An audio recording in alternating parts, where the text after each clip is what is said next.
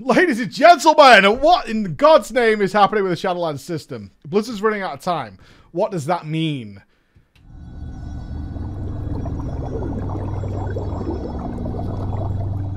Good day, I hope you're feeling awesome, and if you are at least remotely following Shadowlands news, you're probably of the opinion of what the hell is going on.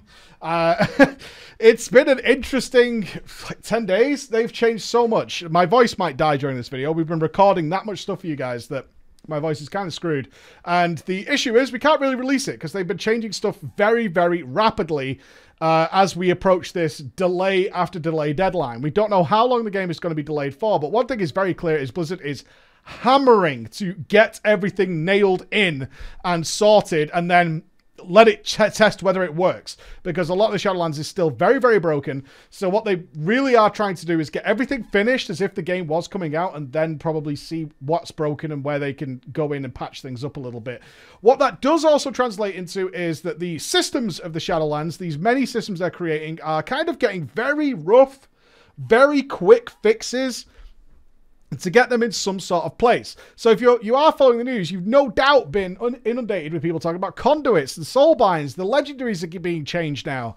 All this stuff that's been happening just over the last 7 days that is kind of important because, let's face facts, Blizzard bit off a monumental task for themselves in creating all these systems to launch when they've historically struggled to get one system finished in time for like a tier, let alone getting all these systems done in time for the game to come out. And they're out of time now. So what does that mean? Well, we're in a little bit of danger of the final product not being either what Blizzard wanted it to be or what the players want it to be. And that's a scary place to be because it's a little unnecessary. And what it also means is that many of this, all the systems, unfortunately, are underdeveloped. And I mean that in terms of what they're actually supposed to do doesn't really work. So you've probably seen all over forums and stuff, people calling it like Nerflands, World of Nerfcraft, and they're not wrong that Blizzard has been slowly and steadily really nerfing stuff down to the ground, and it's the correct decision to make. I wish they didn't put themselves in this position, but it is the correct decision to make with the game so soon to being released, because it's so all over the place that the real solution is to make everything less important so that it's not having some sort of dramatic effect once the game actually comes out and messing the game up. It's just a bit of a shame. It's a shame that we're going to get very, very, not very, very, but somewhat weaker. And here's my fear. Let me be honest with you guys. You guys have no doubt who are watching this channel been consuming content since the alpha, right? Since the alpha and the beta, keeping up with all these changes and stuff. And there was no doubt many aspects of this thing that you were looking forward to.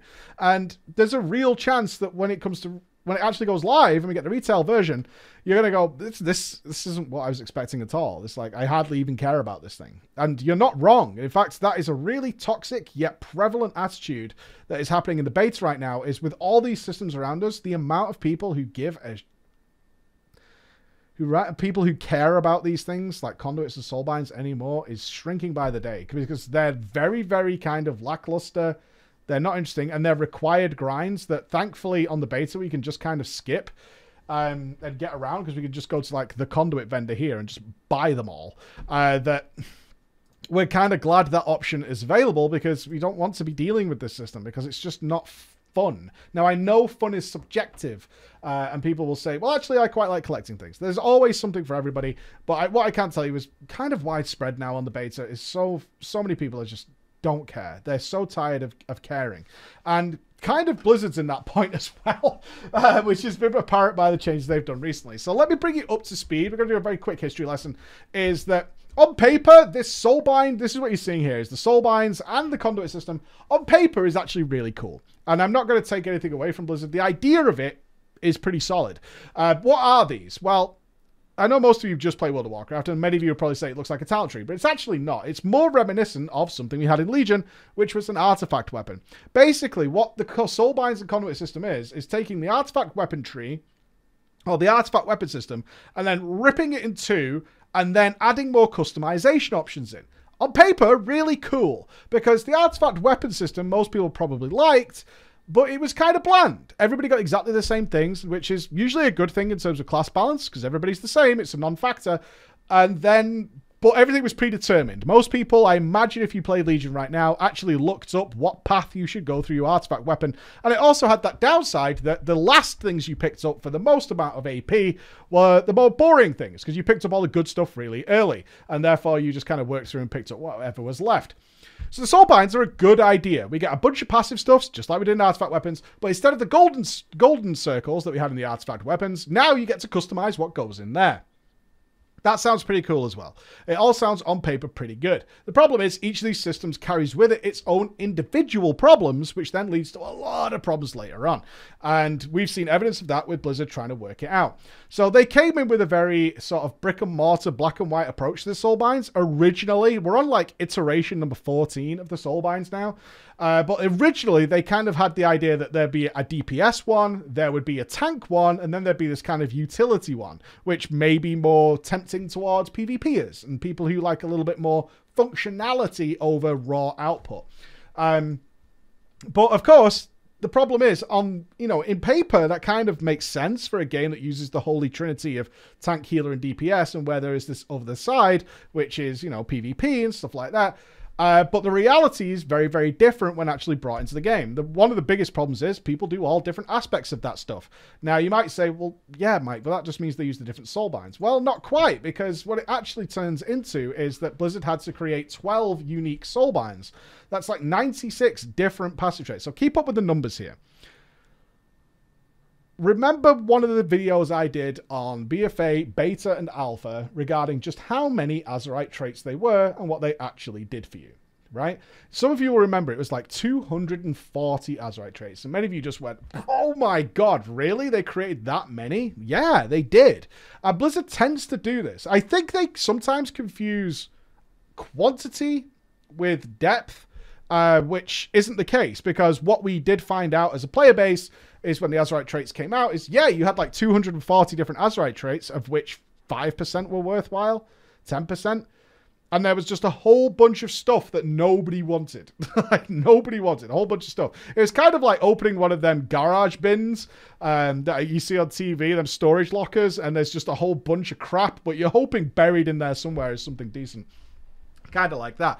Well, did they learn from that? No, they did not. Let me explain. So there's like 96 different unique Soulbind passives. This is obviously a big problem compared to what I just said about the artifact weapons in Legion, is that they were static, which is bland, but universal. And therefore, the characters were happy to get those things. It also makes it very easy to balance. Legion, of course, being the most balanced expansion we ever had. But take that with what you will. So this time around, they wanted to make them unique because they needed to match the Covenants. So there's problem number one. The Soulbinds are all over the place. We looked at that last week. Blizzard is aware of it. We've delayed the game. They're going to work on it. But people were very obviously saying, I actually just want to use one of these Soulbinds because they're just so much better. Right? And then the tank said, I don't want to use the tanking Soulbind. And you'd be like, why? Why wouldn't you? Right? Look, if this was vanilla, not classic, if this was vanilla World of Warcraft, maybe you would have had people who wanted to use the tanking Soulbinds. I challenge you to look at tanks these days, though, or for the last, like, 10 years, or at least since Mr. Pandaria, when I think Vengeance was in the game. The tanks are wearing Twilight Devastation. The tanks are wearing DPS stuff. But why their gear naturally overcomes a lot of their challenges. Sure, in progress, they might want to use a tanking Soulbind, but then it's dead. And they all go towards the DPS one, which is what people were pointing out. It's like, well, actually, we just want to go over here. And just due to the fact that there being so many unique different traits, is one of them is just so much better than the others. So it should be a case of buff the others, right? You got 96 of these things. It's not that easy. So what they then did was start squashing them down into being less useful, less interesting, and bland. So it started to equalize a little bit, yet the outliers still remain very, very strong. And so people were like, Blizz, this is a problem. Now, in order to make the Soulbinds DPS, tank, and a kind of utility, what they did was make one of the Soulbinds, say Naya in this case, have 3 DPS conduits. So those are denoted by the crossed swords here. So Naya, in the original instance, not in this this is like the live current version of the beta, would have 3 of these. But this is the tank one, right? Dreamweaver would be the tank one. So Dreamweaver would have 3 of the endurance ones, the ones with the little shield. And then as this is like the utility one, Karain here would have 3 of the lightning symbols, which denotes some sort of utility spell. That was the idea. So the DPS should go there. They get 3 DPS conduits. The tanks should go here. They get 3 endurance conduits. And then PvPers or whatever will go down to utility. And again, it comes back to the fact of not only are the soulbinds not balanced, but more people just care about doing more damage. And therefore, they started to all go towards 1. So Blizzard recognized this. So then we got like iteration number 2 or 3, where they went, oh, okay, tell you what we'll do then. We'll change the soulbind so that all of them have 3 DPS conduits. They recognized that by having only 1 soulbind with 3 DPS conduits that they were pushing people there. So they then changed it. So then it was like, oh, okay, we're going to put 3 of the DPS soulbinds into each of them, which then just put back the focus on the fact that the soulbinds aren't right. So essentially think of a bucket, and Blizzard's trying to get as many people into the bucket, because if you're in the bucket, you're safe. The flood's coming, the game's coming out. If you're in the bucket, you're going to be safe. Everybody outside is not safe. And the people outside are the guys who do things probably different to you. So by changing this, maybe they made you happy. That works for you. You go in the bucket. But then you had these people outside who are like, wait a minute, I play all different kinds of aspects of the game. And these soulbinds are wildly all over the place balance-wise. And historically, you've never been able to balance this, which is a fair argument. So this doesn't work for me because I still want to play Naya, but I play Ellie in raids. I do PvP as Resto. I go enhanced in dungeons because I really like it. And then sometimes I have to swap, or I'm in a guild, like certainly this happens a lot in heroic guilds, where I play like a floating spec. I'm a druid. Sometimes I tank, sometimes I heal, sometimes I DPS. And what I don't want to be is like 30% less effective because that's the role I like to play. And I've always been historically able to do that. That's a really good argument. Blizzard also has a really good argument here. And this is what people don't give me or our team enough credit for, is Blizzard is absolutely right in saying that if every time you wanted to respec in the Shadowlands, that you had to not just do this, which is what a lot of us would prefer to have happen, honestly, is like, if, oh, I want to play BM here, that's the limit of the difficulty that should be involved, right? I might want to mess around with my talents a little bit, but that's it. I'm done. I can go and play BM and be happy. But with all these extra systems, that's not the case. But Blizzard is right that if we wanted to respec, not only do I have to respec, maybe play with my talents, if the ripcord was pulled, change my Covenant spell and ability, change my soulbinds, and swap my conduits, I have to do all these things on a per boss fight, per dungeon fight, per environment style fight. It's too much. It's too much hassle, especially for the average player. They won't be dealing with that. And Blizzard's right. It's a lot of hassle, and they would have got serious headaches from a lot of people who felt the need to do that, because why wouldn't I want to do 30% more damage? Right? I mean, it's a normal thing. So Blizzard started to lock these down. Now, this put more people out of the bucket. They were like, we're going to put a 1-week cooldown on this. You can see here, if I wanted to change my conduits inside here, it takes me 5 days to do that. I can't do it for like 5 days. And people are like, wait a minute. I clearly have to play this soulbind because it's like 30% better or whatever. And I can't change these for a few days. Why? Because these things are kind of important. Now, it gets a little bit more difficult here. The soulbinds, the conduits, I can show you this, which is like an Azerite trait. And you're probably going to go, that's not a big deal. You're right. Look at this one. Bestial Wrath increases all damage you and your pet deal by an additional 1%. So it's a 1% damage increase. What are you bitching about? Here's the thing. You can't consider it this way, and this is what a lot of the feedback has been based on, and certainly 100% where the message has gotten lost to a lot of players. This system is likely to become, the conduit system, these are your conduits, the most powerful source of damage for your character over the course of this expansion. There's a very high chance of that happening. And the reason for that is these item levels continuously rise. Think about normal mode rating is only item level 200, which means it's 50 item levels stronger than that, which means this effect is going to be much better. And over the course of the expansion, as item levels rise, these things are going to get more and more and more and more important. And what have we also seen with the soulbinds is that as your gear level increases, some of these effects become exponentially better, which means it's an ever-increasing problem. That's the source of the argument. The source of the discussion that is happening as to why these should be freely available to respec is twofold. One, a lot of players do not trust Blizzard to balance this even closely. And based on what we see right now, we're not there. And 2, this is going to become a more important issue as time goes on. And that means it doesn't work, because this is going to collapse on itself as we keep, as the game grows and grows, it's going to become a bigger problem. So this is a genuine concern as well. And Blizzard also has a genuine concern, is that they don't want people messing around with 5 different systems every time they want to do a boss, because that's just a pain in the arse and it's bad.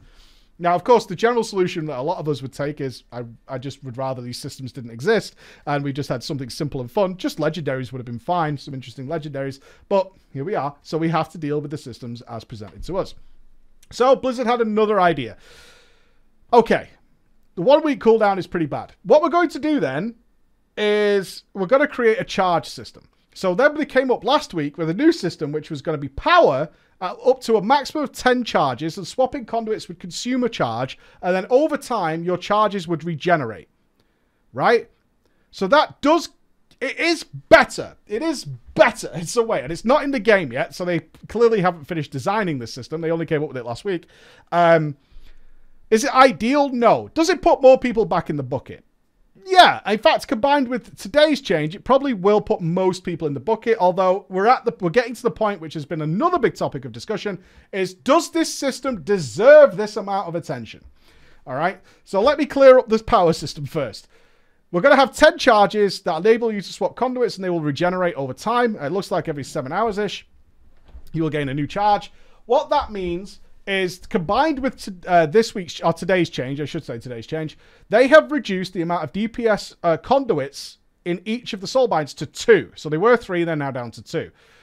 That also has another effect, is a lot of your strongest throughput, DPS, healing, tanking conduits are actually the conduits that affect your Covenant spell. And those are universal across all of the specs and environments you're in for nearly everybody.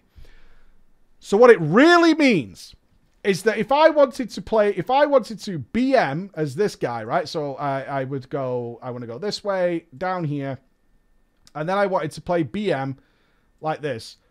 Let's see, endurance conduit, so we'll stick that one in, and we got a finesse conduit, so we'll stick that in. So that's me getting 2 of my DPS conduits, right? I got this one here with Wild Call, and I got one over here with Barb Shot recharge time. If I wanted to play MM, and the conduit's not here yet for this, we don't have the conduit, but let's say I had the conduit that boosts my Covenant signature ability. In most cases, that is your strongest one. Not in every case. I don't want to be speaking for everybody here, but in most cases, that's your strongest one. Which means that if I was to switch to MM, the only conduit I would have to change is one of them to still use the best soulbind, which means it uses 1 charge. That's going to accommodate nearly everybody. And the good idea about that is, on the one hand, Blizzard gets to stick to their guns. They get to say you don't need to respec, you don't need to do all that stuff. And the reason they get to say that is because the amount of actual respecking that's practically useful to you is probably a 1 or 2 conduits at best. Right? So in most cases, it's going to be 1. That's all your change is 1 conduit. If you really want to optimize yourself to the tits, it's rechanging 1 conduit. All right. Most people are going to be in the bucket in that case. Now, I said earlier, does this system deserve this attention? Absolutely not. I did say these things are going to be extraordinarily powerful. They are. They're also not worth, like, the second thought. As I told you, a lot of people at beta are not interested in the system. And it's because they're providing things like Bestial Wrath increases the damage you do by 1%. Now, an argument we got into on Twitter with somebody who was like, well, not everything needs to be super amazing and change the gameplay. You're right.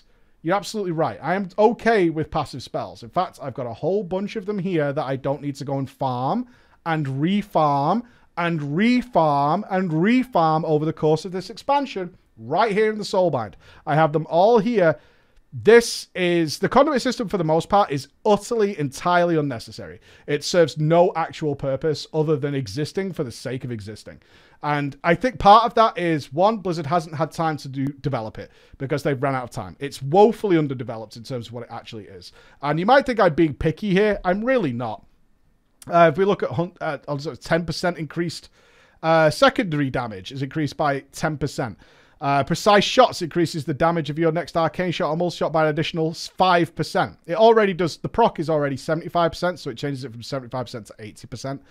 It's very, very lackluster. You would never notice until you broke down the damage meter type stuff. It's entirely unnecessary.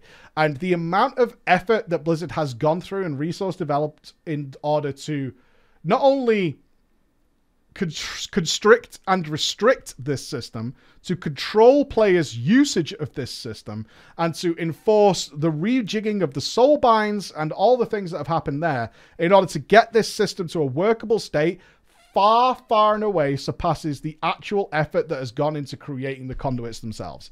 We are way above that. We are, and I said this to the Warcraft devs, it's like, guys, it kind of feels like you've built Alcatraz in terms of how much they have tried to lock players down, prevent you from utilizing the system, which does make sense why they're doing it. I'm not denying that, but you're doing it to basically protect an apple, right? You've built a prison to protect something that just doesn't need to be there in the first place. As far as I'm concerned, and I think a lot of you would agree after reading through these, that it's like, it's not worth this for something that players are not particularly interested in the first place. And that's where it's at. But you might say, well, are they going to make more? And I think this is the other one. It's like, well, maybe the plan is, if it's underdeveloped now, they're going to make them better later in the patch. Well, probably not. And the reason for that is, I just told you that there's like 96 different unique passives that come across the soulbinds. There's what, 25, maybe 30 different conduits that are for a hunter alone, right? So the 30 for a hunter, we've got 12 classes. So now you've got 360 different conduits they've had to create. On top of the 96 soulbinds, there are 200 legendary items coming into the game. That is how many there are. There are 200 legendary items going to be in the Shadowlands at launch. There's no way you could take that amount of stuff and make it all something cool. And that's where it comes all the way back down to it. It's like, you just cannot make all of that cool and fun. There's no way. There's just far too many. Far, far, far too many. And considering that they're trying to do them all simultaneously, it's just not going to happen. And then we've got, of course, some set bonuses as well on top of that, as well as them just trying to basically sort out these spells in general. So I hope that you know what you're up to. I think you should walk away from this feeling relatively good that this system, which is under development right now, it will get some development time. I wouldn't expect anything mega out of the conduits, but does this solve the issue for nearly everybody? Yes. Yes, it does. Yes, it does. Their progress is definitely going to be a problem for the top end. They'll play around it. And some people will run into issues at some point. But I truly believe for most people, this is actually okay. And Blizzard gets to still stick to their guns and say, well, we did lock it down so you weren't doing all that stuff. The way they did it was by making it so you didn't really want to change anything. Or that you only had to change a very tiny thing. So even though it's restricted, I only actually need to do something small anyway. It's like, well, you can only get one drink of water from the fridge and we're never going to change our mind on that. But your glass is huge, so you only ever need one glass of water. You know, it's kind of one of those situations. But it's good enough. It's good enough. So I hope that brings you up to date and of what's happening with these systems. As of right now, likely to change again as we get closer to time. Blizzard is running out of time, so they're really trying to plug all these holes up as best they can. I think this is okay, if not an utter calamitous waste of time. Thank you so much for listening. I'll see you again. Bye-bye.